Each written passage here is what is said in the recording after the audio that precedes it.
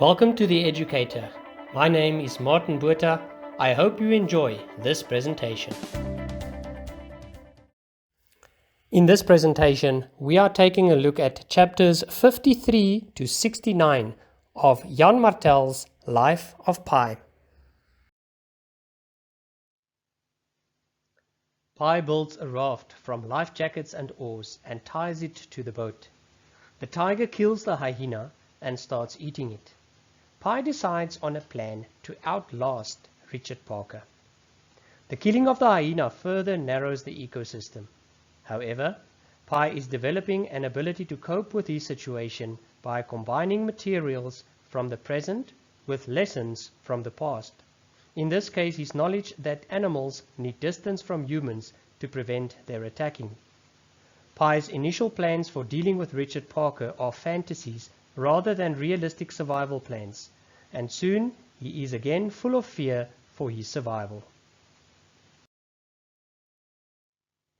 Pi's battle to overcome his fear and to stay alive involves using a lion tamer's strategy.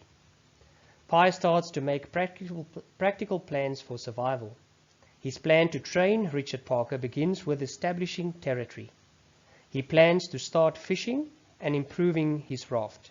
He feels daunted by his situation and again falls into despair. Pi's plan to keep the tiger alive is another step towards hope, courage, and survival. In chapter 55, he had surrendered to fear and despair, but now manages to overcome this dark night of the soul. Pi recognizes the tiger's role in their zoomorphic existence and sees this as a divine gift. Pi's thoughts on fear mark a transition for him.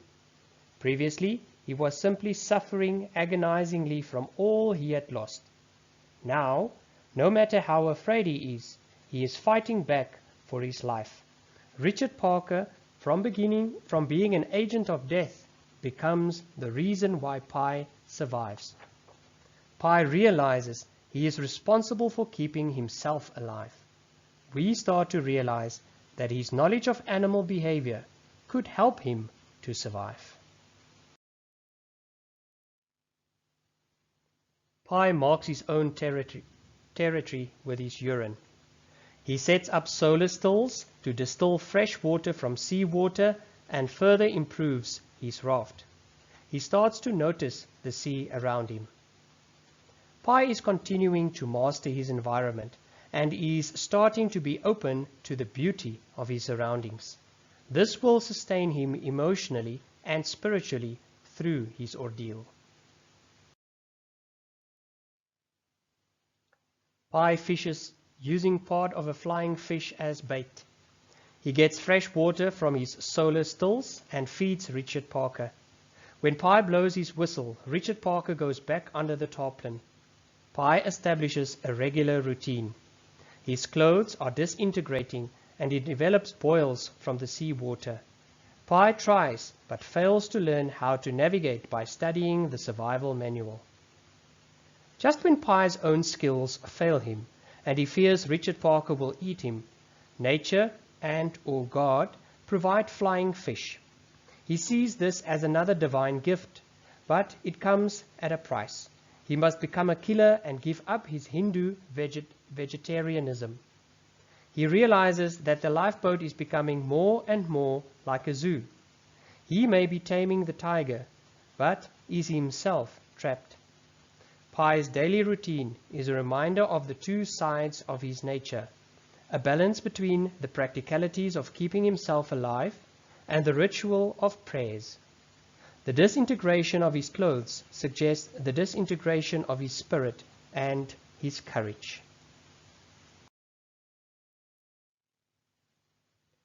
Pi describes his method of fishing and of killing and butchering turtles. Pi thinks he sees a light in the distance and sets off flares. He begins to despair of ever being rescued. Pi is adapting to life as a sea-going creature. From having never killed anything, he learns to kill fish and to butcher turtles. He compares the fish scales sticking to his body to Hindu tilaks and getting the turtles into the boat to strength worthy of Hanuman. He is again finding religious examples to give meaning to his ordeal. In the story, Hanuman takes the form of a monkey, suggesting that Pi is beginning to be conscious of his developing animalism. Thank you for watching The Educator. Please remember to subscribe on YouTube for more presentations.